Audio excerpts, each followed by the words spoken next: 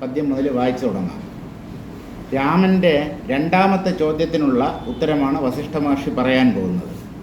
ഭ്രമേ സ്വപ്നേ മനോരാജ്യേ മിഥ്യാജ്ഞാനേ കഥാശ്രുതൗ യഥാ മനഃ പ്രസരതി തഥാ തത് പ്രസൃതം മനഃ.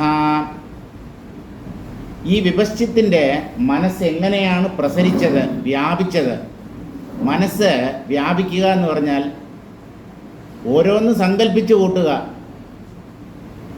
കഴമ്പില്ലാത്ത കാഴ്ചകൾ കണ്ട് ഭ്രമിക്കുക. സങ്കല്പത്തിലാണ് കാഴ്ചകളെല്ലാം. സങ്കല്പം മനസ്സിൻ്റെ സ്വഭാവമാണ്. മനസ്സ് അവിദ്യയുള്ളത് കൊണ്ട് ഉള്ളതുപോലെ തോന്നുന്ന ഒന്നാണ്. എങ്ങനെയാണ് വിപശ്ചിത്തിൻ്റെ മനസ്സ് പ്രസരിച്ചത് അല്ലെങ്കിൽ വ്യാപിച്ചത്? ഭ്രമേ സ്വപ്നേ മനോരാജ്യേ മിഥ്യാജ്ഞാനേ കഥാശ്രുതൗ. 5 ഉദാഹരണങ്ങളിലൂടെയാണ് വസിഷ്ഠ മഹർഷി ഈ മനസ്സ് എങ്ങനെയാണ് വ്യാപിക്കുന്നത് എന്നുള്ള കാര്യത്തെ വ്യക്തമാക്കുന്നത്. ഭ്രമേ, ഭ്രമം എന്ന് പറഞ്ഞാൽ മിഥ്യ, വിഭ്രമം എന്നർത്ഥം. മരുഭൂമിയിലെ കാനൽ ജലം ഉള്ളതുപോലെ തോന്നുന്നു. എന്തുകൊണ്ടെന്ന് ചോദിച്ചാൽ മനസ്സ് അത് ഉണ്ടെന്ന് കരുതുന്നു, അത്രയേ ഉള്ളൂ. യഥാർത്ഥത്തിൽ അവിടെ ഇല്ല. ഭ്രമത്തിലും അതുപോലെ സ്വപ്നാനുഭവത്തിലും സ്വപ്നമായി കാണപ്പെടുന്നത് മനസ്സാണ്. മനസ്സ് തന്നെ സ്വപ്ന ദൃശ്യങ്ങളായി മാറുന്നു. ഇതെങ്ങനെയെന്ന് ചോദിച്ചാൽ അത്ഭുതകരമായ ഒരു കഴിവ് ഈ മനസ്സിനുണ്ട്.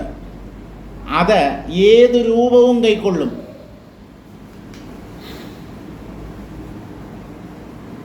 വസ്തുക്കളായും വ്യക്തികളായും എന്തിന് ജഗതീശ്വരൻ്റെ രൂപങ്ങളായും പ്രകടമാകുന്നത് മനസ്സാണ്. ഈശ്വര രൂപം. എൻ്റെ മുമ്പിൽ ഭഗവാൻ പ്രത്യക്ഷപ്പെട്ടു, ഞാൻ നേരിട്ട് കണ്ടു, എന്നോട് സംസാരിച്ചു. ഒക്കെ ശരിയായിരിക്കാം, നിങ്ങൾ കള്ളം പറയുകയാണ് എന്ന് പറയുന്നില്ല. പക്ഷേ നിങ്ങൾ കണ്ട ആ ഭഗവാന്റെ രൂപം മനസ്സിൻ്റെ വിഭ്രമമാണ്. അല്ലെന്നങ്ങനെ പറയാൻ പറ്റും? രൂപം മനസ്സിൻ്റെ തലത്തിൽ മാത്രമേ ഉള്ളൂ. മനസ്സിനെ അതിക്രമിച്ചാൽ അവിടെ രൂപങ്ങൾക്ക് പ്രസക്തിയില്ല, അവിടെ കേവലമായ അനുഭവം മാത്രമേ ഉള്ളൂ. അതുകൊണ്ട് പ്രാപഞ്ചിക രൂപങ്ങളെ അതിവർത്തിക്കാനായി ഈശ്വര രൂപങ്ങളെ അംഗീകരിക്കാം, തെറ്റില്ല. പക്ഷേ ആ ഈശ്വര രൂപത്തിൽ നമ്മുടെ മനസ്സ് കുടുങ്ങിപ്പോകാതെ ശ്രദ്ധിച്ചോളണം. ഗംഭീരന്മാർ കാലിടറി വീഴുന്ന സന്ദർഭങ്ങളാണിതൊക്കെ. കുറേ കാലം ഏതോ ഒരു പ്രത്യേക രൂപത്തെ ഇങ്ങനെ ധ്യാനിച്ച് അവസാനം ആ രൂപം ആദ്യം ഉള്ളിൽ പ്രകടമാകും.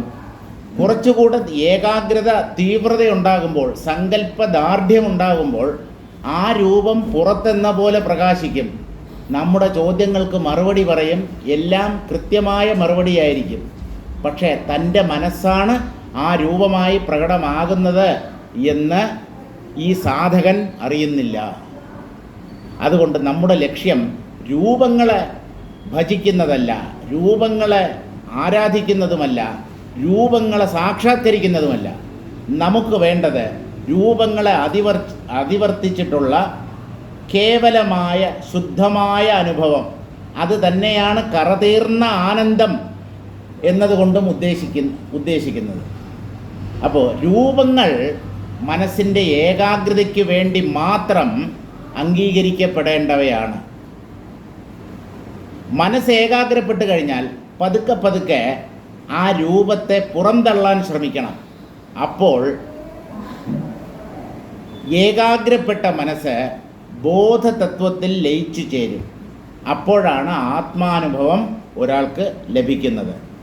ഭ്രമത്തിലും സ്വപ്നത്തിലും മനോരാജ്യത്തിലും, മനോരാജ്യം എന്ന് പറഞ്ഞ് പണ്ടൊരു വാരിക ഉണ്ടായിരുന്നു, മലയാള മനോരമ പോലെ മനോരാജ്യം, ഒരു വാരിക, വലിയ തരക്കേടില്ലാത്ത ഒരു വാരികയായിരുന്നു.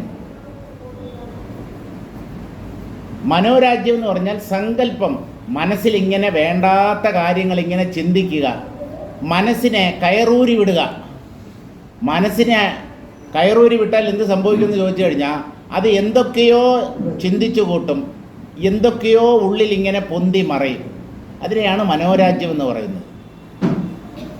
സാധാരണഗതിയിൽ എന്തെങ്കിലും കർമ്മം ചെയ്തുകൊണ്ടിരിക്കുമ്പോൾ അങ്ങനെയുള്ള ഒരവസ്ഥ ഉണ്ടാവാറില്ല. നമുക്ക് ചെയ്യാൻ വിശേഷിച്ചൊന്നുമില്ല, നമ്മൾ ഒരിടത്ത് ഇരിക്കുകയോ കിടക്കുകയോ ചെയ്യുകയാണ്. ആ സമയത്താണ് ഈ മനസ്സ് പ്രവർത്തിച്ചു തുടങ്ങുന്നത്. കർമ്മം ചെയ്യുമ്പോൾ കർമ്മത്തിലായിരിക്കും മനസ്സിൻ്റെ ശ്രദ്ധ. ചിലർക്കങ്ങനെയല്ല, കർമ്മം ചെയ്യുമ്പോഴും വേറെ എന്തെങ്കിലും ആലോചിച്ചുകൊണ്ടായിരിക്കും അവർ കർമ്മം ചെയ്യുക. മനസ്സ് എന്തിനെ ഉത്കടമായി ആഗ്രഹിക്കുന്നുവോ അതിനെ തന്നെ അത് ചിന്തിക്കും. അപ്പം നിങ്ങളുടെ മനസ്സ് എന്തിനെയാണ് ചിന്തിക്കുന്നത് എന്നുള്ളതിനെ സൂക്ഷ്മമായി വിശകലനം ചെയ്താൽ നമുക്ക് ഏതിലാണ് സംഘം അല്ലെങ്കിൽ ഏതിലാണ് ബന്ധമുള്ളത് എന്നറിയാൻ പറ്റും. ചിലർക്ക് പേരക്കുട്ടികളെക്കുറിച്ചായിരിക്കും വിചാരം, ചിലർക്ക് ഭാര്യയെക്കുറിച്ചായിരിക്കും വിചാരം, ചിലർക്ക് പരസ്ത്രീകളെക്കുറിച്ചായിരിക്കും വിചാരം, ചിലർക്ക് വേറെന്തെങ്കിലുമൊക്കെ ആയിരിക്കും വിചാരം. നമ്മുടെ മനസ്സിന് ഇഷ്ടപ്പെടുന്നതിനെ മാത്രമേ അത് ചിന്തിക്കൂ. മനസ്സിൻ്റെ ഇഷ്ടമാണ് എപ്പോഴും നടപ്പിലാക്കപ്പെടുന്നത്. ഇത് നല്ലതുപോലെ നിങ്ങൾ മനസ്സിലാക്കണം. നിങ്ങളുടെ ഇഷ്ടമല്ല, നിങ്ങളുടെ ഇഷ്ടമെന്ന് പറയുന്നത് നിങ്ങളുടെ മനസ്സിൻ്റെ ഇഷ്ടമാണ്. ആ മനസ്സുമായി വേണ്ടാത്ത ഒരു കൂട്ടുകെട്ട് നമ്മൾ ഉണ്ടാക്കി വച്ചിരിക്കുകയാണ്. അതുകൊണ്ട് മനസ്സ് ആഗ്രഹിക്കുന്നതിനെ ഞാൻ ആഗ്രഹിക്കുന്നു എന്ന് ഞാൻ തെറ്റിദ്ധരിക്കുന്നു. അവിടെയാണ് നമുക്ക് തെറ്റുപറ്റുന്നത്. മനസ്സ് വേറെ, ഞാൻ വേറെ.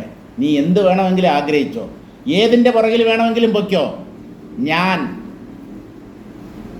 നീയുമായി ഒരു ബന്ധവും പുലർത്തുന്നില്ല, നമുക്കിടയിൽ ഒരു ബന്ധവും ഇല്ല. നീ വെറുതെ എന്നെ കുഴിയിൽ ചാടിക്കാൻ വേണ്ടി പൊന്തിയ ഒരുവനാണ്. അങ്ങനെ മനസ്സുമായിട്ടുള്ള താതാത്മ്യത്തെ അല്പാൽപമായി ഉപേക്ഷിച്ചാൽ തന്നെ നമുക്ക് എന്തെന്നില്ലാത്ത ശാന്തി ഉണ്ടാവും, സമാധാനം. ഈ മനസ്സുമായിട്ടുള്ള സുഹൃത് ബന്ധം വിച്ഛേദിക്കുക. അപ്പോൾ ഈ മനോരാജ്യത്തിലും മിഥ്യാജ്ഞാനം എന്ന് പറഞ്ഞാൽ തെറ്റിദ്ധാരണ. ഒരാളെ മറ്റൊരാളായി തെറ്റിദ്ധരിക്കുക, അല്ലെങ്കിൽ ഒന്നിനെ വേറൊന്നായി തെറ്റിദ്ധരിക്കുക. അത് തന്നെയാണ് ഒരർത്ഥത്തിൽ ഭ്രമമെന്ന് പറയുന്നത്. കയറിലെ സർപ്പം ഭ്രമമാണ് എന്ന് പറയുന്നതും സർപ്പത്തിൻ്റെ ജ്ഞാനം ഭ്രമജ്ഞാനമാണ് എന്ന് പറയുന്നതും ഒന്ന് തന്നെ. മിഥ്യാജ്ഞാനം തെറ്റായ അറിവ്, ഇല്ലാത്തതിനെ ഉണ്ടെന്ന് കരുതുക. ശരീരത്തിലെ പനി വർദ്ധിക്കുമ്പോൾ ചില വിഭ്രമങ്ങളൊക്കെ തോന്നും, ഭൂമി കുലുങ്ങുന്നത് പോലെയൊക്കെ തോന്നും, നമ്മൾ മുകളിൽ നിന്ന് താഴെ വീഴുന്നത് പോലെയൊക്കെ തോന്നും. പ്രത്യേകിച്ച് ഈ തലകറക്കം വരുമ്പോൾ, അയ്യോ ഡോക്ടറെ എന്നെ പിടിച്ചോളണേ, ഞാനിതാ ഒരു വലിയ മലയുടെ മുകളിൽ നിന്ന് ഒരു അഗാധ ഗർത്തത്തിലേക്ക് പതിക്കാൻ പോവുകയാണ്. അതായത് മുകളിൽ നിന്ന് താഴെ ഇങ്ങനെ കുത്തനെ വീഴുന്നത് പോലെയൊക്കെ തോന്നും തല ചുറ്റുമ്പോൾ. അതൊക്കെ മനസ്സിൻ്റെ വിഭ്രമമാണ്. അവിടെ തലയല്ല ചുറ്റുന്നത്, മനസ്സാണ് ചുറ്റുന്നത്. ഈ പ്രപഞ്ചം തന്നെ മനസ്സിൻ്റെ കറക്കമാണ്. ആ മനസ്സിൻ്റെ കറക്കം നിലച്ചാൽ ആത്മാവ് എന്തെന്ന് അറിയാൻ പറ്റും. കഥാശ്രുതവും, ഒരു കൊച്ചുകുട്ടി മുതിർന്നവർ പറയുന്ന കഥ കേട്ട് രസിച്ച് അങ്ങനെ മിണ്ടാതിരിക്കാറുണ്ട്. കുട്ടികൾക്ക് കഥ കേൾക്കുന്നത് വളരെ ഇഷ്ടമുള്ള കാര്യമാണ്. ഈ കുട്ടികൾ നമ്മൾ പറയുന്ന കഥയുടെ പൊരുൾ മനസ്സിലാക്കിയിട്ടാണോ രസിക്കുന്നത്, അല്ലെങ്കിൽ വേറെ ഏതെങ്കിലും കാരണം കൊണ്ടോ? നമ്മൾ പറയുന്നതൊന്നും അവർക്ക് മനസ്സിലാകുന്നില്ല. പക്ഷേ നമ്മളുടെ വാക്കുകൾ ആ കുട്ടിയുടെ മനസ്സിൽ ചില ചലനങ്ങൾ, ചില ചിത്രങ്ങൾ, രൂപങ്ങൾ ഉണ്ടാക്കുന്നു. ആ ചിത്രങ്ങളിലാണ് കുട്ടിക്ക് രസം. നമ്മൾ ഏതെങ്കിലും മൃഗത്തിൻ്റെയോ അല്ലെങ്കിൽ ഒരു ഭൂതത്തിൻ്റെയോ കഥ പറയുമ്പോൾ കുട്ടിയുടെ മനസ്സ്, കുട്ടി ഭൂതത്തെ കണ്ടിട്ടില്ല, ഈ കഥയിലുള്ള ഒരു കഥാപാത്രത്തെയും കുട്ടി കണ്ടിട്ടില്ല. പക്ഷേ ഈ വാക്കുകൾ ആ കുട്ടിയുടെ മനസ്സിൽ എന്തൊക്കെയോ ചിത്രങ്ങളെ രൂപപ്പെടുത്തുന്നു. അത് കണ്ടാണ് കുട്ടി രസിക്കുന്നത്. അല്ലാതെ നമ്മൾ പറയുന്ന വാക്കിൻ്റെ അർത്ഥം മനസ്സിലാക്കിയിട്ടല്ല. അതെങ്ങനെയെന്ന് ചോദിച്ചാൽ അത് കുട്ടിയുടെ മനസ്സിനോട് ചോദിക്കണം. കുട്ടിയുടെ മനസ്സ് തന്നെയാണ് വലിയവരുടെ മനസ്സായി മാറുന്നത്. ശരീരമാണ് പരിണമിക്കുന്നത്, മനസ്സ് ഒരേ മനസ്സ് തന്നെയാണ്. മനസ്സിൻ്റെ ചലനം വർദ്ധിച്ചു വരുന്നു, അത്രയേ ഉള്ളൂ. കൊച്ചുനാളിൽ ഒരു മനസ്സ്, ചെറുപ്പത്തിൽ വേറൊരു മനസ്സ്, വാർദ്ധക്യത്തിൽ മറ്റൊരു മനസ്സ്, അങ്ങനെയൊന്നുമില്ല. അന്നുണ്ടായിരുന്ന മനസ്സ് തന്നെയാണ് ഇപ്പോഴും ഉള്ളത്. പിന്നെ അതിൽ ചില പരിവർത്തനങ്ങളൊക്കെ സംഭവിച്ചിട്ടുണ്ട്. നമ്മുടെ ചിന്താഗതികൾ മാറി, നമ്മുടെ ധാരണകൾ മാറി. അല്ലാതെ മനസ്സ് എന്നുള്ളത് അന്നും ഇന്നും എന്നും ഒരുപോലെയാണ് എന്ന് പറഞ്ഞാൽ ഇല്ലാത്തത്. അങ്ങനെ ഒരു സാധനം ഉണ്ടായിട്ടേ ഇല്ല. ഇതാണ് മനുഷ്യരെ ദുഃഖത്തിലാഴ്ത്തുന്നത്. അപ്പോൾ ഈ 5 ഉദാഹരണം ഓർമ്മിച്ചോളുക. ഭ്രമം, സ്വപ്നം, മനോരാജ്യം, മിഥ്യാജ്ഞാനം, തെറ്റായ അറിവ്, കഥ കേൾക്കുമ്പോൾ ഒരു മുതിർന്നയാളിൻ്റെയോ അല്ലെങ്കിൽ ഒരു കൊച്ചുകുട്ടിയുടെയോ ഉള്ളിൽ രൂപപ്പെടുന്ന ദൃശ്യങ്ങൾ. ഇതൊന്നും തന്നെ വാസ്തവമല്ല. വാക്കുകൾ ചിത്രങ്ങളുടെ രൂപീകരണത്തിന് സഹായകമാകുന്നു, അത്രയേ ഉള്ളൂ. അല്ലാതെ പറയുന്നതിൻ്റെ അർത്ഥം മനസ്സിലാക്കിയിട്ടല്ല കുട്ടികൾ കഥ കേട്ട് രസിക്കുന്നത്. ഈ പറഞ്ഞ 5 ഉദാഹരണങ്ങളിലും യഥാ മനഃ പ്രസരതി തഥാ തത് പ്രസൃതം മനഃ, എങ്ങനെയാണോ ഈ പറഞ്ഞ 5 സന്ദർഭങ്ങളിലും മനസ്സ് വ്യാപിക്കുന്നത് അല്ലെങ്കിൽ പ്രസരിക്കുന്നത്, അതുപോലെ വിവശ്ചിത്തിൻ്റെ മനസ്സ് പ്രസരിച്ചു, വ്യാപിച്ചു. പതന്തിതു ശരീരം തദാദിവാഹികമുച്യതേ ആദിഭൗതികധീർഭാതി വിസ്മൃത്യാത്രൈവ കാലതഃ. പതന്തിതു ശരീരം തദാദിവാഹികമുച്യതേ. പതന്തി എന്ന് പറഞ്ഞാൽ പ്രസരന്തി എന്നാണ് അർത്ഥം. പ്രസരിക്കുന്നു, മനസ്സിൻ്റെ പ്രസരണം. മനസ്സ് സങ്കല്പത്തിലൂടെ ഇങ്ങനെ പെരുകുന്നു, എന്തൊക്കെയോ സങ്കല്പിച്ചു കൂട്ടുന്നു. അങ്ങനെ സങ്കല്പിച്ചു കൂട്ടുന്ന ആ മനസ്സിനെയാണ് സൂക്ഷ്മ ശരീരം അല്ലെങ്കിൽ ആദിവാഹിക ശരീരം എന്ന് പറയുന്നത്. ആദിഭൗതിക ധീർഭാതി വിസ്മൃത്യാത്രൈവ കാലതഃ. ആ ആദിവാഹിക ശരീരം നിരന്തരമായി തനിക്കൊരു ആദിഭൗതിക ശരീരം ഉണ്ട് ഉണ്ട് ഉണ്ട് എന്ന് ഭാവന ചെയ്യുന്നതിലൂടെ ആദിവാഹികത്വത്തെ മറന്നിട്ട് ആദിഭൗതികം സത്യമാണ് എന്ന് കരുതാൻ തുടങ്ങുന്നു. അങ്ങനെയാണ് നമ്മുടെ ശരീരം നമുക്ക് സത്യമെന്ന പോലെ അനുഭവപ്പെടുന്നത്. അല്ലാതെ അത് വാസ്തവത്തിലുള്ള ഒന്നല്ല, മനസ്സിൻ്റെ വെറും സങ്കല്പം മാത്രം. മുറിഞ്ഞ ചോര വരുന്നുണ്ടല്ലോ, സ്വപ്നത്തിലും മുറിഞ്ഞ ചോര വരും. വിശക്കുന്നുണ്ടല്ലോ, സ്വപ്നത്തിലും വിശക്കാറുണ്ട്, സ്വപ്നത്തിൽ ഭക്ഷണം കഴിക്കാറുണ്ട്, വിശപ്പ് മാറാറുമുണ്ട്. അപ്പോൾ അനുഭവമാണ് പ്രമാണം, അല്ലാതെ അത് ജാഗ്രതത്തിലാണോ സ്വപ്നത്തിലാണോ എന്നുള്ള ചോദ്യം ചോദിച്ചിട്ട് കാര്യമില്ല. മനസ്സ് എന്തിനെയൊക്കെയോ സത്യമെന്ന് കരുതി ഭ്രമിക്കുന്നു. ആ ഭ്രമാനുഭവത്തിൽ പലതരം വ്യത്യാസങ്ങളും ഉണ്ടാവും. പക്ഷെ അങ്ങനെ പലതിനെ കാണുന്നു. ഇനി പല ആളുകൾ ഒരേ കാഴ്ച കാണുന്നു എന്നുള്ളത് കൊണ്ട് ആ കാഴ്ച സത്യമാവണം എന്നില്ല. പല പേർക്ക് എന്തുകൊണ്ട് ഒരുപോലെ ഭ്രമിച്ചുകൂടാ? ഈ ഭ്രമത്തിന് അങ്ങനെ വിശേഷിച്ച് നിയമമൊന്നുമില്ല. ഭൂമിയിലുള്ള മനുഷ്യർ ഒന്നടങ്കം ആകാശത്തിലേക്ക് നോക്കിയാൽ നീലവാനച്ചോലയിൽ നീന്തിടുന്ന ചന്ദ്രികയാണോ? നീലവാനം മുകളിൽ എല്ലാവരും നോക്കുന്നു, എല്ലാവർക്കും ഒരുപോലെ നീല ആകാശം. സത്യമാണോ അത്? അല്ലല്ലോ. തമിഴുണ്ട് അല്ല. നീലവാന ഓടയിൽ നീന്തുകിன்ற വെണ്ണില. തമിഴ് അത്ര പോരാന്ന് തോന്നുന്നു. സാരമില്ല, കുറച്ച് പഠിച്ചാൽ ശരിയാവും. വെണ്ണില എന്ന് പറഞ്ഞാൽ നമ്മൾ വെണ്ണിലാവ് എന്ന് പറയുന്നില്ലേ, അത് നമ്മൾ ഒരു വ കൂടെ ചേർത്ത് പറയുന്ന ഒരു വെണ്ണില, പൂർണ്ണചന്ദ്രൻ എന്നർത്ഥം. അപ്പോൾ ഇതൊക്കെ മനസ്സിൻ്റെ വിഭ്രമമാണ്. എല്ലാം മനസ്സിൻ്റെ വിഭ്രമമാണ്. മനസ്സിൻ്റെ മണ്ഡലത്തെ അതിക്രമിക്കുന്ന ഒരാൾക്ക് മാത്രമേ ആത്മാവ് എന്താണെന്ന് അറിയാൻ കഴിയുകയുള്ളൂ. ഈ ആദിവാഹികത്വം അല്ലെങ്കിൽ ആദിവാഹിക ശരീരം എന്ന അവസ്ഥ ആദിഭൗതികത്തെ സങ്കല്പിക്കുമ്പോൾ നഷ്ടമാകുന്നു. പിന്നീട് ആദിഭൗതികം അഥവാ സ്ഥൂല ശരീരം, ആ സ്ഥൂല ശരീരത്തിലാവും മനസ്സിൻ്റെ കേന്ദ്രീകരണം. മനസ്സിൻ്റെ കേന്ദ്രീകരണം ഏതിൽ സംഭവിക്കുന്നുവോ അത് കൂടുതൽ സത്യമായി തോന്നും. ശ്രീരാമകൃഷ്ണദേവൻ്റെ ആശ്രമത്തിൽ ഒരമ്മ ഉണ്ടായിരുന്നു, കൃഷ്ണഭക്തയാണ്. കൃഷ്ണൻ പ്രത്യക്ഷമാണ് ആ സ്ത്രീയെ സംബന്ധിച്ചിടത്തോളം. ആ മുറ്റത്തൊക്കെ ഓടി നടക്കുക ആ അമ്മ.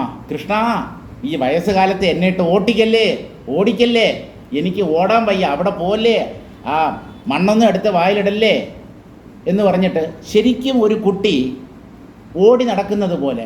പക്ഷേ മറ്റുള്ളവർക്കൊന്നും കാണാൻ പറ്റില്ല. പക്ഷേ ഈ അമ്മയ്ക്ക് ബാലകൃഷ്ണനെ വ്യക്തമായി കാണാൻ പറ്റും. അതെന്തുകൊണ്ടെന്ന് ചോദിച്ചാൽ നമ്മൾ പറയും അമ്മയ്ക്ക് ഭ്രാന്താണ്. നമ്മൾ ഈ ഭ്രാന്തിനെ നിർവചിക്കുന്നത് എങ്ങനെയെന്നറിയാമോ?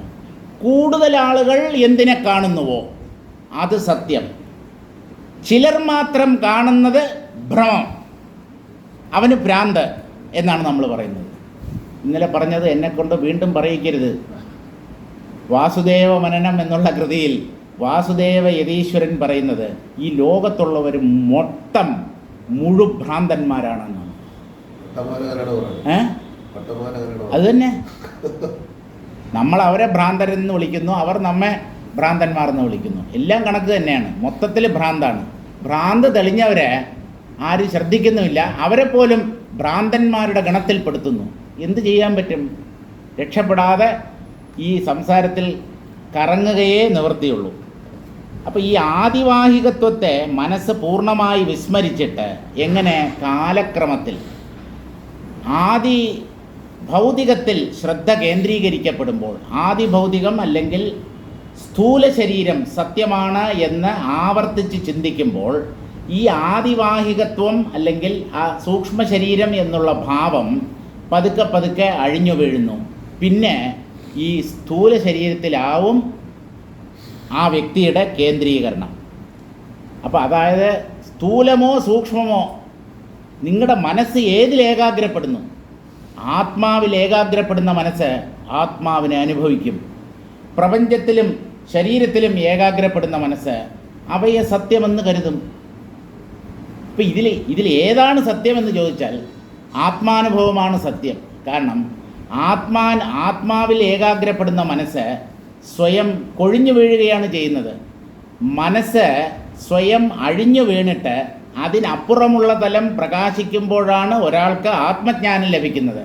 അതുകൊണ്ട് ഒരാളുടെ മനസ്സ് ആത്മാവിൽ കേന്ദ്രീകൃതമാകുന്നു, ലൗകികൻ്റെ മനസ്സ് പ്രപഞ്ച വിഷയങ്ങളിൽ കേന്ദ്രീകൃതമാകുന്നു. ഈ രണ്ടുപേരുടെ അനുഭവത്തിൽ ആരുടെ അനുഭവമാണ് ശരി എന്ന് ചോദിച്ചു കഴിഞ്ഞാൽ ആത്മജ്ഞാനിയുടെ അനുഭവം തന്നെയാണ് ശരി. അയാൾ ഏകാഗ്രത കൊണ്ട് നേടിയെടുക്കുന്നത് എന്തെന്നോ മനസ്സിനെ അതിക്രമിക്കുന്ന ഒരവസ്ഥയാണ് അയാൾ നേടിയെടുക്കുന്നത്. പ്രപഞ്ച വിഷയങ്ങളിൽ ഏകാഗ്രപ്പെടുന്ന മനസ്സ് അതിൽ തന്നെ തങ്ങി നിൽക്കും. അതിനെ അതിക്രമിച്ചു പോകാനുള്ള ശക്തിയില്ല. അപ്പോൾ രണ്ടുപേർക്കും കേന്ദ്രീകരണമുണ്ട്. ആ കേന്ദ്രീകരണത്തിൻ്റെ ഫലമായിട്ടാണ് രണ്ടുപേർക്കും വ്യത്യസ്ത അനുഭവങ്ങൾ ഉണ്ടാകുന്നത്. പക്ഷേ ഈ രണ്ടനുഭവങ്ങളിൽ സത്യമേത് എന്ന് ചോദിച്ചാൽ അത് ജ്ഞാനിയുടെ അനുഭവമാണ്. അയാൾ മനസ്സിനെ അതിവർത്തിച്ചിരിക്കുന്നു എന്നുള്ളത് കൊണ്ട്. അപ്പോൾ കാലക്രമത്തിൽ ആദിവാഹിക ശരീരത്തെ മറന്ന് ആദിഭൗതിക ശരീരത്തിൽ മനസ്സ് ഏകാഗ്രപ്പെടുന്നു. അങ്ങനെയാണ് നമുക്കൊരു സ്ഥൂല ശരീരമുണ്ട് എന്ന അനുഭവം ഉണ്ടാവുന്നത്. ഈ ഏകാഗ്രതയെ സൂക്ഷ്മതയിലേക്ക് വീണ്ടും നമ്മൾ തിരിച്ചുവിട്ടാൽ സൂക്ഷ്മ ശരീരത്തെക്കുറിച്ച് വ്യക്തമായി അറിയാൻ പറ്റും. ഈ സ്ഥൂല ശരീരം ഒരു നിഴല് പോലെ ആയിത്തീരുകയും ചെയ്യും. അപ്പോൾ ഏകാഗ്രത, ശ്രദ്ധ, കേന്ദ്രീകരണം ഏതിലാണ് എന്നുള്ളതിനെ ആശ്രയിച്ചിരിക്കും ഒരു വ്യക്തിയുടെ അനുഭവം. ദ്വിതീയസ്യോത്തരവാഹ, ശ്രീരാമൻ്റെ രണ്ടാമത്തെ ചോദ്യത്തിനുള്ള മറുപടിയാണ് വസിഷ്ഠ മഹർഷി പറയുന്നത്. പതന്തീതി തു ശബ്ദ ആദിഭൗതികാപേക്ഷയാ വിശേഷദ്യോതനാർത്ഥ. ആദിഭൗതികത്തെക്കാളും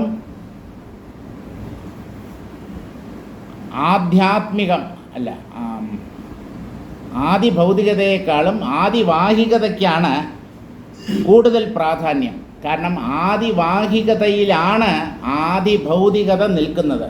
സ്ഥൂല ശരീരം എവിടെ നിൽക്കുന്നു? സ്ഥൂല ശരീരം സത്യമാണ് എന്നുള്ള അനുഭവം എവിടെ?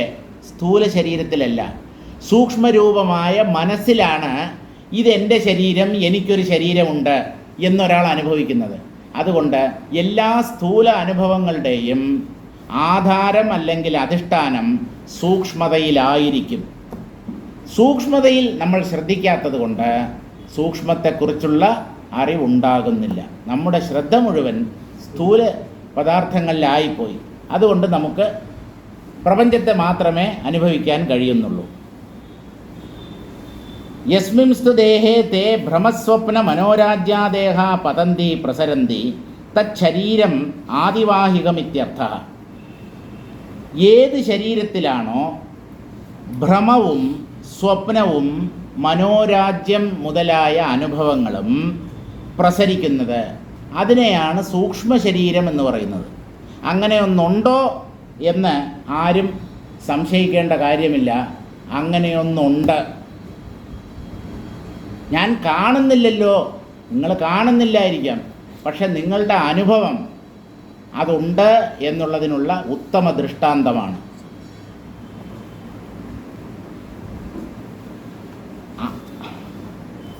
പതന്തി പ്രസരന്തി തച്ഛരീരം ആദിവാഹികമിത്യർത്ഥഃ. എല്ലാ അനുഭവങ്ങളും അന്തഃകരണത്തെ ആശ്രയിച്ചാണ് സംഭവിക്കുന്നത്. അത് തന്നെയാണ് സൂക്ഷ്മ ശരീരം. സൂക്ഷ്മ ശരീരത്തിലെ പ്രധാനപ്പെട്ട ഘടകം മനസ്സ് അഥവാ അന്തഃകരണമാണ്. മനസ്സ്, ബുദ്ധി, ചിത്തം, അഹങ്കാരം, ഈ നാലെണ്ണവും കൂടെ ചേർന്നതാണ് അന്തഃകരണം. പിന്നെ ഇന്ദ്രിയങ്ങളുടെ സൂക്ഷ്മരൂപങ്ങൾ അല്ലെങ്കിൽ തന്മാത്രകൾ എന്ന് പറയും. പിന്നെ സൂക്ഷ്മ പ്രാണൻ. ഇങ്ങനെ ഒരു 17 ഘടകങ്ങൾ പറയുന്നുണ്ട്. പഞ്ചഭൂതങ്ങളുടെ സൂക്ഷ്മഭാവങ്ങൾ, ഇതെല്ലാം കൂടെ ചേർന്നതാണ് സൂക്ഷ്മ ശരീരം അല്ലെങ്കിൽ ആദിവാഹിക ശരീരം എന്ന പേരിൽ അറിയപ്പെടുന്നത്. അത്ര ആദിവാഹികേ ദേഹയേവ തദ്ഭാവവിസ്മൃത്യ ആദിഭൗതികത ബുദ്ധിരുദേതീതി പ്രാഗുപ്തസ്യ അനുവാദോ വിശേഷപ്രദർശനാർത്ഥഃ. ആദിവാഹിക ശരീരത്തിലാണ് അല്ലെങ്കിൽ സൂക്ഷ്മ ശരീരത്തിലാണ് സ്ഥൂല അനുഭവങ്ങൾ നിലനിൽക്കുന്നത്. സൂക്ഷ്മ ശരീരത്തിനെ നാം വിസ്മരിച്ചു. അപ്പോൾ സ്ഥൂല ശരീരം വാസ്തവമെന്ന പോലെയായി. പക്ഷേ സൂക്ഷ്മത്തിലാണ് ഈ സ്ഥൂല അനുഭവം നിൽക്കുന്നത്. ആദിഭൗതിക ദേഹേസ്മിൻ ശിഷ്യത്തെ തേ തദാന്തർധിമായാതേ സർപ്പരജ്ജുഭ്രമോപമേ. ആദിഭൗതിക ദേഹേസ്മിൻ ശിഷ്യത്തെ ത്വാദിവാഹികഃ തേ തദാ അന്തർധിമായാതേ സർപ്പരജ്ജുഭ്രമോപമേ. ഈ ആദിഭൗതികത എന്നുള്ള ഭാവം വിസ്മരിക്കപ്പെടുമ്പോൾ അവശേഷിക്കുന്നതാണ് ആദിവാഹികത എന്ന ഭാവം. ആദിഭൗതികതയെ വിസ്മരിക്കാതെ ആദിവാഹികതയെ അറിയാൻ സാധ്യമല്ല. അതായത് പാഞ്ചഭൗതികമായ പ്രപഞ്ചത്തിന് അമിത പ്രാധാന്യം നൽകി ജീവിക്കുന്ന ഒരാൾക്ക് ഒരിക്കലും ഈ ആദിവാഹിക ശരീരത്തെക്കുറിച്ച് മനസ്സിലാക്കാൻ സാധ്യമല്ല. അയാൾ മരിച്ചു പോകുമ്പോൾ ഒരുപക്ഷേ മനസ്സിലാവും, എനിക്കിപ്പോൾ സ്ഥൂല ശരീരമില്ല, ഞാൻ ശരീരത്തിൽ നിന്ന് പുറത്ത് കടന്നിരിക്കുന്നു. പക്ഷേ അവരാരും നമ്മോട് വന്ന് പറഞ്ഞിട്ടില്ല. പറഞ്ഞാൽ നമ്മൾ വിശ്വസിക്കാൻ പോകുന്നുണ്ടോ? അതുമില്ല. നമ്മളെല്ലാം കെട്ടുകഥ എന്ന് പറഞ്ഞ് നടക്കുന്നവരാണ്. എല്ലാം കെട്ടുകഥ, പറ്റിക്കൽ, ഇങ്ങനെയാണ് ആളുകളുടെ വിശ്വാസം. സൂക്ഷ്മമായ തലത്തിൽ പലതുമുണ്ട് നമ്മൾ അറിയപ്പെടാതെ. അതൊന്നും കെട്ടുകഥയല്ല. അതൊക്കെ ഒരാൾക്ക് മനസ്സിൻ്റെ ഏകാഗ്രതയിലൂടെ അനുഭവിക്കാവുന്ന കാര്യങ്ങളാണ്. തേ തദാന്തർധിമായ തേ സർപ്പരജ്ജുഭ്രമോപമേ. കഥാ തർഹി ആദിഭൗതിക ഭാവനിവൃത്യ ആദിവാഹിക പരിശേഷസ്തത്രാഹ. എപ്പോഴാണ് ഒരാൾക്ക് സ്ഥൂല ശരീരത്തെ വിട്ടിട്ട് സൂക്ഷ്മ ശരീരത്തിനെക്കുറിച്ചുള്ള അറിവുണ്ടാകുന്നത് എന്ന് ചോദിച്ചാൽ സ്ഥൂലതയെ മറക്കുമ്പോൾ, സ്ഥൂലതയിൽ നിന്ന് അയാളുടെ മനസ്സ് ഉയർന്ന് സൂക്ഷ്മതയിലേക്ക് ഏകാഗ്രപ്പെടുമ്പോൾ സൂക്ഷ്മതലങ്ങളിലുള്ളവയെപ്പറ്റി അയാൾക്ക് അറിയാൻ കഴിയുന്നു.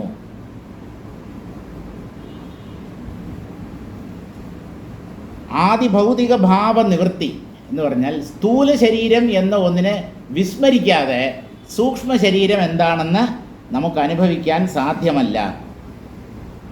പ്രാഗുക്തസ്യ അനുവാദോ വിശേഷ പ്രദർശനാർത്ഥ, അത് പറഞ്ഞു.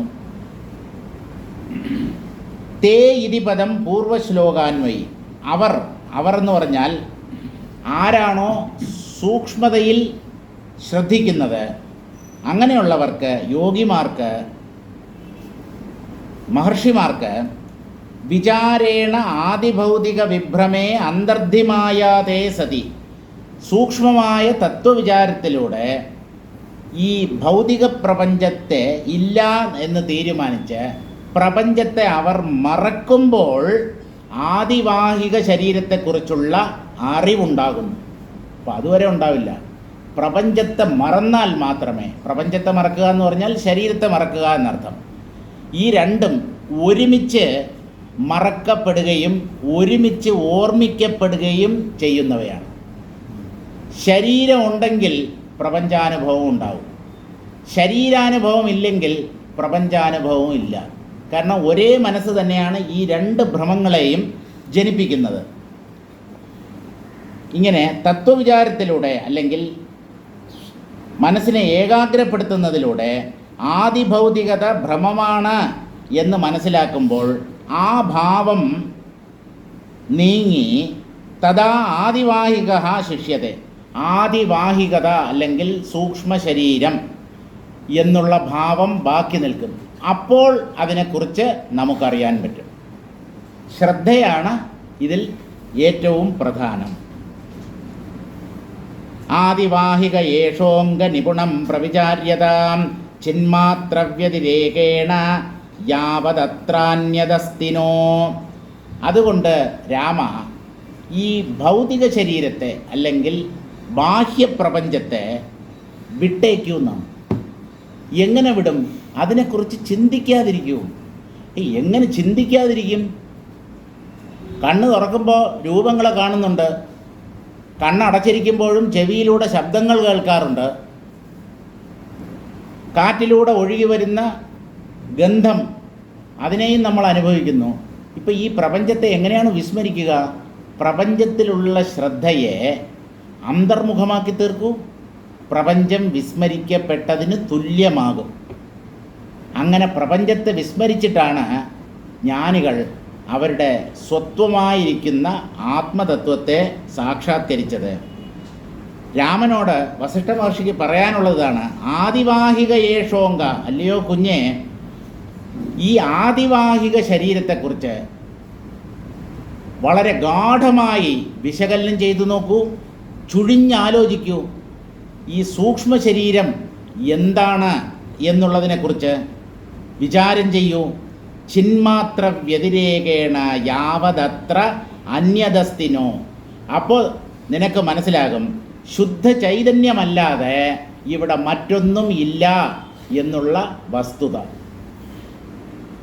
സ്ഥൂലത്തിൽ നിന്ന് നമ്മുടെ ശ്രദ്ധയെ സൂക്ഷ്മത്തിലേക്ക് തിരിക്കണം. സൂക്ഷ്മത്തെ വീണ്ടും വിശകലനത്തിന് വിധേയമാക്കുമ്പോൾ അത് ബോധത്തിൻ്റെ തന്നെ ഒരു പ്രകടനമാണ് എന്ന സത്യം വെളിപ്പെട്ട് കിട്ടും. അപ്പോൾ ബോധമല്ലാതെ, ശുദ്ധ ചൈതന്യമല്ലാതെ മറ്റൊന്നുമില്ല എന്ന് അറിയാറാകും. ആദിവാഹിക ദേഹനിവൃത്യ ചിന്മാത്ര പരിശേഷേപി വിചാരയേവോപായ ഇത്യാശയേനാഹ. അതുകൊണ്ട് സ്ഥൂല ശരീരം നഷ്ടമായതുകൊണ്ട് രക്ഷപ്പെട്ടു എന്ന് കരുതണ്ട. അതായത് ആത്മഹത്യ ചെയ്തതുകൊണ്ട് രക്ഷപ്പെടില്ല. പ്രശ്നം മുഴുവൻ ഉള്ളിലാണ്, സൂക്ഷ്മ ശരീരത്തിലാണ്, മനസ്സിലാണ്. അതുകൊണ്ട് ശരീരത്തിൻ്റെ നാശത്തിൽ പോലും ഒരാൾക്ക് മോക്ഷം നേടാൻ സാധ്യമല്ല. അതേസമയം ശരീരത്തോടു കൂടി ജീവിക്കുമ്പോൾ തന്നെ ശരീരത്തെ മറക്കാൻ കഴിഞ്ഞാൽ അയാൾക്ക് ജീവൻ മുക്തി എന്ന അസുലഭ പദവി ലഭിക്കുകയും ചെയ്യും. ആദിവാഹിക ദേഹനിവൃത്തിയ സൂക്ഷ്മ ശരീരത്തിൽ ശ്രദ്ധ കേന്ദ്രീകരിക്കപ്പെടണം. അപ്പോഴാണ് സ്ഥൂല ശരീരത്തെ നമുക്ക് മറക്കാൻ കഴിയുക. പക്ഷേ ആ സൂക്ഷ്മ ശരീരത്തോടു കൂടി നിലകൊണ്ടാൽ പോലും ആത്മജ്ഞാനം സാധ്യമല്ല. ആ സൂക്ഷ്മ ശരീരം എന്താണെന്ന് വീണ്ടും വിചാരം ചെയ്യണം. അപ്പോഴാണ് അത് ചിത്തിൻ്റെ ഒരു പ്രകടനമാണ് എന്ന സത്യം മനസ്സിലാവുക. വിചാരം തന്നെയാണ് അന്തിമമായ ഉപായം. വിചാരം എന്ന് പറഞ്ഞാൽ തത്വവിചാരം. നമ്മുടെ അനുഭവങ്ങളെ താത്വികമായി വിശകലനം ചെയ്യുക. ആ തത്വവിചാരത്തിലൂടെ അല്ലാതെ ആത്മജ്ഞാനം സാധ്യമല്ല.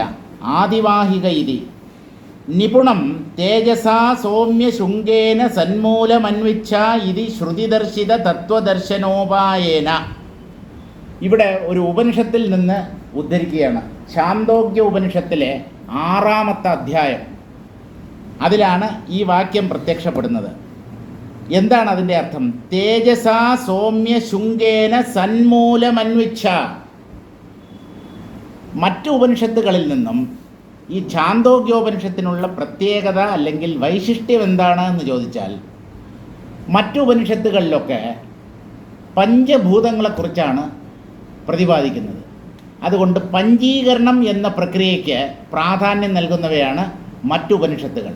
പക്ഷേ ഈ ഛാന്തോഗ്യോപനിഷത്തിൽ മാത്രമേ ത്രിവൃത്കരണം എന്ന പ്രക്രിയയെ അംഗീകരിക്കുന്നുള്ളൂ. അതായത് പഞ്ചഭൂതങ്ങളിൽ അദൃശ്യമായ 2 ഭൂതങ്ങളെ ഉപേക്ഷിച്ചിട്ട് താരതമ്യേന സ്ഥൂലമായ പൃഥ്വി, അപ്പ, അഗ്നി, തേജസ്, വായു ആകാശത്തെ വിട്ട് കഴിഞ്ഞു. കാരണം വായുവിനെ കാണാൻ പറ്റില്ല. ആകാശം എന്ന് പറയുന്നത് അതിനെ നമ്മൾ കണ്ടിട്ടല്ല. ഈ വസ്തുക്കളൊക്കെ ഏതോ ഒന്നിൽ നിലനിൽക്കുന്നു. അതിനെ ആകാശം എന്ന് പറയുന്നു. സ്ഥലം, ഇടം എന്നൊക്കെ. അപ്പോൾ ആ സൂക്ഷ്മമായ 2 ഭൂതങ്ങളെ ഉപേക്ഷിച്ചിട്ട് 3 ഭൂതങ്ങളിൽ മാത്രം ശ്രദ്ധ കേന്ദ്രീകരിക്കുന്നതാണ് ഛാന്തോഗ്യോപനിഷത്ത്. അപ്പോൾ അതിൽ അന്നം എന്ന് പറഞ്ഞാൽ ഭൂമി എന്നർത്ഥം. അന്നം എന്നുള്ളതിന് ചോറ്, ഭക്ഷണം എന്നൊക്കെ നമുക്ക് അർത്ഥം പറയാമെങ്കിലും അന്നം എന്നുള്ളത് ഭൂമിയിൽ നിന്നുണ്ടാവുന്നതാണ്. അതുകൊണ്ട് അന്നം എന്ന വാക്ക് തന്നെ ഭൂമിയെ സൂചിപ്പിക്കുന്നു. രണ്ടാമത്തേത് ജലം. ദ്രവസ്വഭാവങ്ങളോട് കൂടിയവയെല്ലാം ജലത്തിൻ്റെ പരിണാമങ്ങളാണ്. പിന്നെ വരുന്നത് പ്രകാശം അല്ലെങ്കിൽ അഗ്നി, തേജസ്. ഈ 3 എണ്ണത്തിനെക്കുറിച്ച് മാത്രമേ ഛാന്തോഗ്യോപനിഷത്ത് പ്രതിപാദിക്കുന്നുള്ളൂ. എല്ലാം ഈ 3ൻ്റെ കോമ്പിനേഷനാണ്, 3ൻ്റെ ചേരുവകളാണിതെല്ലാം.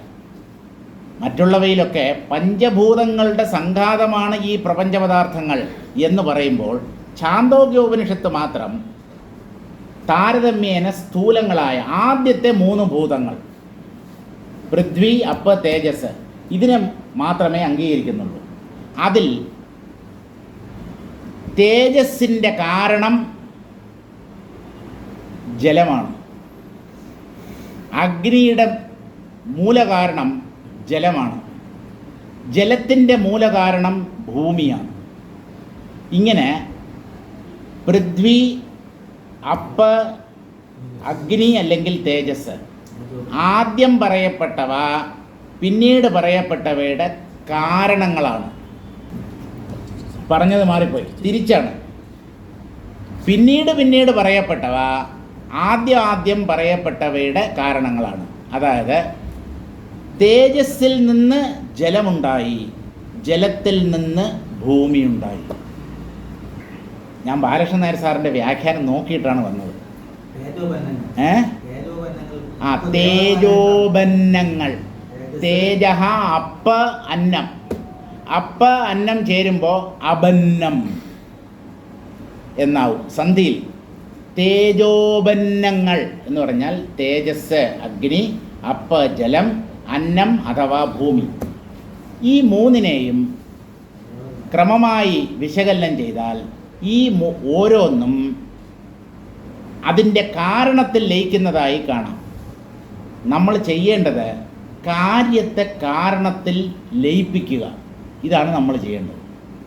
കാര്യത്തെ എങ്ങനെയാണ് കാരണത്തിൽ ലയിപ്പിക്കുക? വിശകലനത്തിലൂടെ, വിചാരത്തിലൂടെ. വിചാരം ചെയ്യുമ്പോൾ കാര്യത്തേക്കാൾ പ്രാധാന്യം കാരണത്തിനാകും. അപ്പോൾ നമ്മുടെ ശ്രദ്ധ കാര്യത്തിൽ നിന്ന് കാരണത്തിലേക്ക് തിരിയും. അങ്ങനെ ഭൂമിയിലുള്ള ശ്രദ്ധ ഇല്ലാതാവാൻ ജലത്തെ ശ്രദ്ധിക്കുക. ഭൂമിയുടെ കാരണം ജലമാണ്. ജലത്തിലുള്ള ശ്രദ്ധ നീങ്ങാൻ തേജസ്സിൽ ശ്രദ്ധ കേന്ദ്രീകരിക്കുക. കാരണം ജലത്തിൻ്റെ കാരണം അഗ്നിയാണ്, അല്ലെങ്കിൽ തേജസ്സാണ്. ഇപ്പോൾ ഗുരു പറയുന്നത്, തേജസാ സൗമ്യ, അല്ലയോ കുഞ്ഞെ ശിഷ്യ, തേജസ്സിനെ കൊണ്ട് എന്ന് പറഞ്ഞാൽ അഗ്നി, ആ അഗ്നിയുടെ കാരണം എന്ത് എന്ന് അതിൻ്റെയും കാരണത്തെ നീ അന്വേഷിച്ച് ചെന്നാൽ സത്തിൽ നീ എത്തിച്ചേരും. സത്ത് എന്ന് പറഞ്ഞാൽ ബ്രഹ്മം. അപ്പോൾ ഇടയ്ക്കുള്ള ഈ വായു ആകാശം എന്നുള്ള രണ്ട് ഭൂതങ്ങളെ ഛാന്തോഗ്യോപനിഷത്ത് വിട്ടിരിക്കുകയാണ്. അതുകൊണ്ട് തേജസ് എന്താണെന്ന് വിശകലനം ചെയ്യുമ്പോൾ ആത്മതത്വത്തിൽ എത്തിച്ചേരും. ഇങ്ങനെ ഓരോ കാര്യത്തെയും തത്വവിചാരത്തിലൂടെ നീക്കി അതാതിൻ്റെ കാരണത്തിൽ ശ്രദ്ധ കേന്ദ്രീകരിക്കുമ്പോൾ അവസാനം ആ അഗ്നിയുടെയും കാരണം അന്വേഷിച്ച് ചെല്ലുമ്പോൾ ആത്മാവിനെ നീ കണ്ടെത്തും.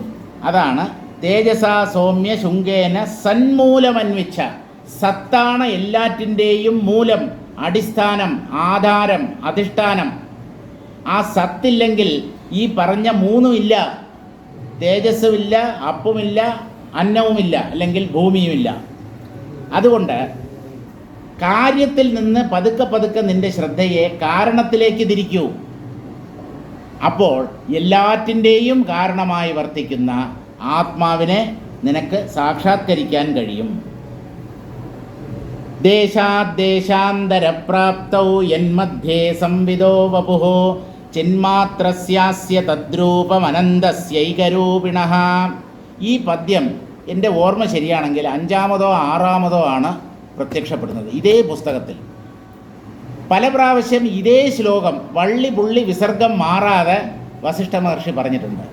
എന്തിന് ഈ ആവർത്തനം എന്ന് ചോദിച്ചാൽ ആത്മാവ് എന്താണെന്ന് വ്യക്തമാക്കി തരുന്ന ഒരു ശ്ലോകമാണിത്. എന്താണ് ആത്മാവ്? ഈ ആത്മാവിനെ എങ്ങനെ കണ്ടെത്തും? അതിനുള്ള മാർഗമാണ് ഈ ശ്ലോകത്തിൽ ഉപദേശിക്കപ്പെടുന്നത്.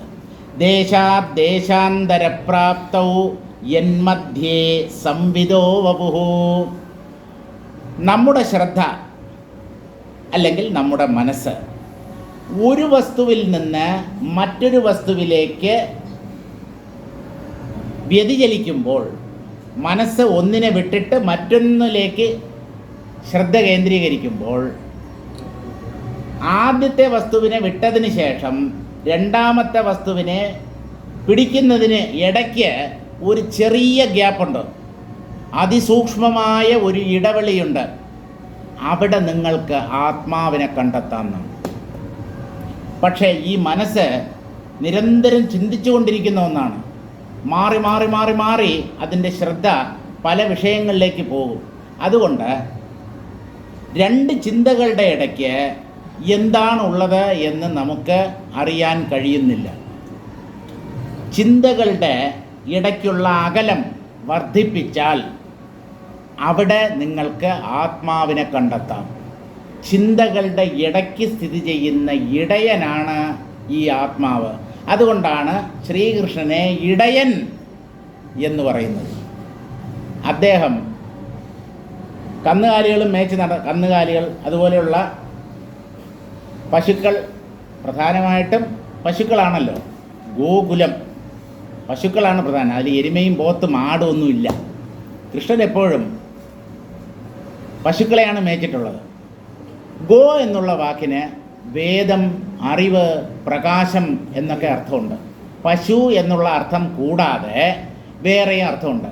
അതുകൊണ്ട് കൃഷ്ണൻ ഗോകുലത്തിൽ കഴിഞ്ഞു, അല്ലെങ്കിൽ പശുക്കളെ മേച്ചുകൊണ്ട് നടന്നു എന്ന് പറഞ്ഞാൽ വേദങ്ങൾ ഈശ്വരൻ അധീനമാണ് എന്ന് വേണം നമ്മൾ മനസ്സിലാക്കാൻ. ഗോക്കളുടെ മധ്യത്തിൽ അവയെ മേയ്ക്കുന്ന ഇടയനെ കണ്ടെത്താം. ഗോക്കൾ പാല് കറക്കുന്ന പശുക്കളല്ല, ജ്ഞാനപ്പാൽ കറക്കുന്ന വേദങ്ങളാണ് ഗോക്കൾ. ആ വേദങ്ങളെ നല്ലവണ്ണം അധ്യയനം ചെയ്ത് അവയുടെ സൂക്ഷ്മാർത്ഥം മനസ്സിലാക്കി തത്വവിചാരം ചെയ്താൽ പരമാത്മാവ് ആരാണ് അല്ലെങ്കിൽ എന്താണ് എന്ന കാര്യം വ്യക്തമാകും. ഇതെല്ലാം ഇങ്ങനെ പ്രതീകാത്മകമായി വർണ്ണിച്ചിട്ടുള്ള കാര്യങ്ങളാണ്. നമ്മൾ ഈ സ്ഥൂലാർത്ഥം മാത്രം സ്വീകരിച്ചു കഴിഞ്ഞാൽ വലിയ അബദ്ധം ഉണ്ടാവും. അതന്നെ, അത് ആരാഞ്ഞ് നോക്കണം. ആരായാതെ പറ്റില്ല. ആരെങ്കിലും ആയാ പറ്റില്ല, ആരായണം. ഞാൻ അതായി ഇതായി എന്തൊക്കെയോ ആയി, ആ ധാരണയൊക്കെ തെറ്റാണ്. നമ്മൾ വാസ്തവത്തിൽ ആര് അല്ലെങ്കിൽ എന്താണോ അതിനെ തിരിച്ചറിയണം.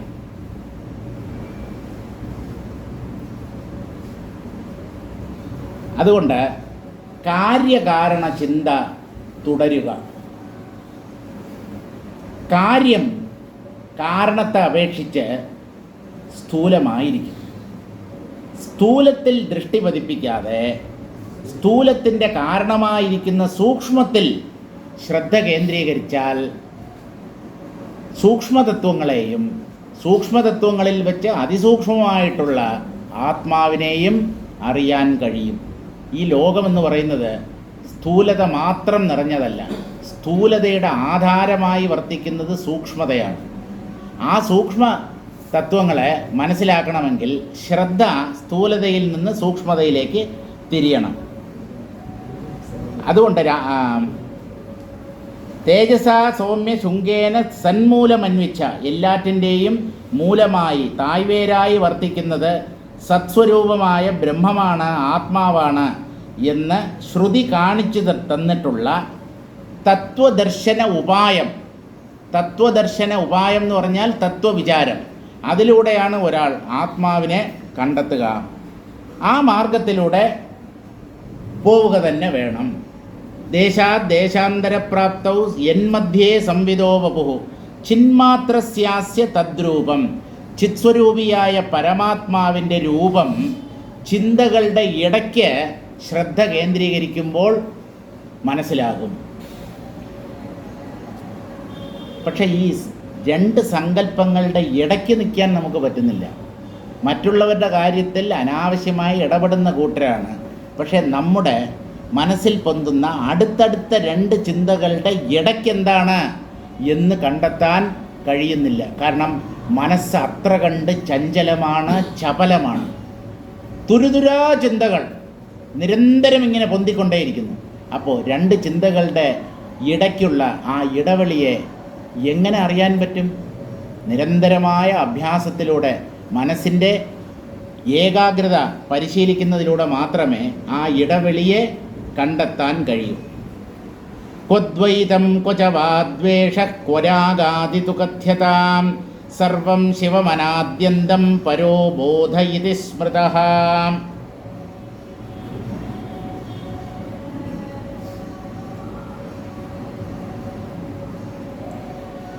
നേരത്തെ നമ്മൾ വായിച്ച ഈ ദേശാദേശാന്തരപ്രാപ്തം എന്നുള്ളത് പല പ്രാവശ്യം ഇതിന് മുമ്പ് വസിഷ്ഠ മഹർഷി പറഞ്ഞതാണ്. പക്ഷെ അതിൻ്റെ പ്രാധാന്യം കണക്കിലെടുക്കുമ്പോൾ അത് ഒരു ആവർത്തന വിരസത ജനിപ്പിക്കുന്നില്ല. അത് എത്ര പ്രാവശ്യം വായിച്ചാലും കേട്ടാലും മനനം ചെയ്താലും അധികമാവില്ല. നിർവിഷേ ചിന്മാത്ര പ്രസിദ്ധിസ്തു പ്രാഗ് ബഹുശോ വാരിദൈവേത്യാശയേന പ്രാഗ് ബഹുശഃ പഠിതമേവ ശ്ലോകാർത്ഥം പുനഃ പഠതി ദേശാദിതി തദ്രൂപം പ്രസിദ്ധമേവേതി ശേഷഃ. ചിന്തകളുടെ ഇടയ്ക്കാണ് ആത്മതത്വത്തെ കണ്ടെത്തേണ്ടത്. ഈ കാര്യം ഇതിനു മുമ്പ് പലപ്പോഴും പല പ്രകാരത്തിലും ഇതേ ശ്ലോകം തന്നെ വസിഷ്ഠ മഹർഷി ആവർത്തിച്ചിട്ടുണ്ട്. ക്വദ്വൈതം ക്വചവാ ദ്വേഷഃ. ഈ ഏകമായ അദ്വൈത തത്വത്തിൽ ദ്വൈതത്തിനെന്ത് പ്രസക്തി? ഒന്നിൽ രണ്ടെങ്ങനെ ഉണ്ടാവും? ഒന്ന് രണ്ടായി കൂടെ പാർട്ടികൾ പിളരുന്നത് പോലെ ഒന്നായിരിക്കുന്ന സത്ത് പിളർന്ന് രണ്ടായി മാറിക്കൂടെ? ഒന്ന് പിളരാത്ത ഒന്നാണെങ്കിൽ, നമ്മൾ ഈ ഒന്ന് എന്ന് പറയുന്നത് വിഭജിക്കാൻ പറ്റാത്ത അവിഭാജ്യമായ ഒന്നാണെങ്കിൽ അതെങ്ങനെ രണ്ടാവും? സ്ഥൂല പദാർത്ഥങ്ങളെയാണ് നമുക്ക് വെട്ടിക്കീറാൻ അല്ലെങ്കിൽ പിളർക്കാൻ കഴിയുക. സൂക്ഷ്മത്തെ എങ്ങനെ പിളർക്കും? കാറ്റിനെ ഒന്ന് പിളർന്ന് തന്നെ നോക്കട്ടെ, ആകാശത്തെ പിളർക്കാൻ പറ്റുമോ? മനസ്സിനെ വെട്ടിമുറിച്ച് കീറിക്കളയാൻ പറ്റുമോ? അതൊക്കെ സ്ഥൂല പദാർത്ഥങ്ങളിൽ മാത്രമേ ആപ്ലിക്കബിൾ ആവത്തുള്ളൂ. അതുകൊണ്ട് ഈ ഏകമായ ആത്മതത്വത്തിൽ ദ്വൈതം എവിടെ എന്ന് പറഞ്ഞാൽ, ദ്വൈതത്തിന് എന്ത് പ്രസക്തി? ദ്വൈതമുണ്ടാവാൻ സാധ്യമല്ല.